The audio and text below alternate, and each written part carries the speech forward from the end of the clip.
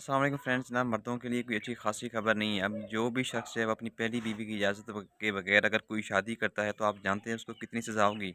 उसको जनाब 7 महीने जो है वो कैद जो है वो फ़ेस करना पड़ेगी। यानी कि 7 महीने के लिए उस बंदे को जो है वो जेल में जाना पड़ेगा और साथ 5 लाख रुपए जो है वो जुर्माना भी अदा करना पड़ेगा।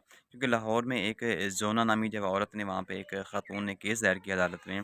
उसका ये जो मौक़िफ़ था कि जो मेरे शौहर हैं उन्होंने मेरी इजाज़त के बगैर जो वो दूसरी शादी की है।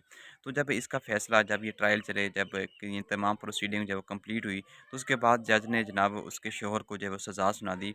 उसका जो यानी कि वो जज थे, उनका ये कहना था कि इस बंदे ने, इस शौहर ने जो पाकिस्तान का ये कानून है, पाकिस्तान के कानून की इसने ख़िलाफ़ वर्ज़ी की है कि बगैर जो है वो पहली बीवी की इजाज़त के ये बंदा दूसरी शादी नहीं कर सकता था। तो इसने जो है पाकिस्तान के मुस्लिम फैमिली ऑर्डिनेंस एक्ट की जो है वो ख़िलाफ़ वर्ज़ी की है।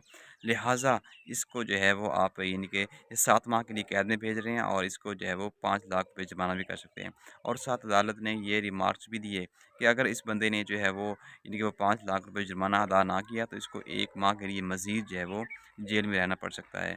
तो आप अंदाज़ा लगाएँ कि आज से जो है वो सेकंड शादी करने वाले जो भी मर्द हज़रात हैं वो थोड़े से होशियार हो जाएँ, थोड़े से चौकन्ना हो जाएँ, क्योंकि बहुत सारे लोगों को ये जो है वो इस चीज़ की बहुत ज़्यादा जो है वो एक नशा चढ़ा होता है कि यार दूसरी शादी भी कर लेनी चाहिए, तीसरी शादी भी कर लेनी चाहिए। लेकिन अगर उनकी पहली बीवी एग्री नहीं है, अगर उनकी पहली बीवी जो है वो रज़ामंद नहीं है दूसरी शादी के लिए, तो खुदारा ऐसी जो है वो यानी कि कदम उठाने से पहले जो है वो सोच लीजिएगा। ये ना हो कि आपको तब पता चले जब जनाब जो है वो जेल के अंदर जाने उनको जो है पड़ जाए। तो लेकिन पाकिस्तान का बेसिकली ये कानून देखा जाए तो मेरे ख़्याल में एक अच्छा नहीं है, क्योंकि जब इस्लाम इस चीज़ की इजाज़त देता है कि आप 4 शादी कर सकते हैं। जब वो बीवियों को आप देखें ना, अगर आप दूसरी शादी करना चाह रहे हैं, तीसरी शादी करना चाह रहे हैं, अगर आप सब बीवियों को यानी कि इकट्ठा यानी मैनेज कर सकते हैं, उनके राइट्स जो है वो आप कंप्लीट कर सकते हैं, उनके दरमियान आप अदल कर सकते हैं, उनको आप इंसाफ़ प्रोवाइड कर सकते हैं, तो फिर तो ऐसी बात नहीं है। लेकिन फिर भी जो है वो मेरे ख़्याल में औरतों को भी थोड़ा-सा जो है वो इस बारे में सोचना चाहिए कि इतनी जो है वो ज़्यादती भी नहीं करनी चाहिए मर्दों के ऊपर। उनके भी एक अपने जो है वो आज़ादाना राय होती है, उनके अपने एक फंडामेंटल राइट्स होते हैं।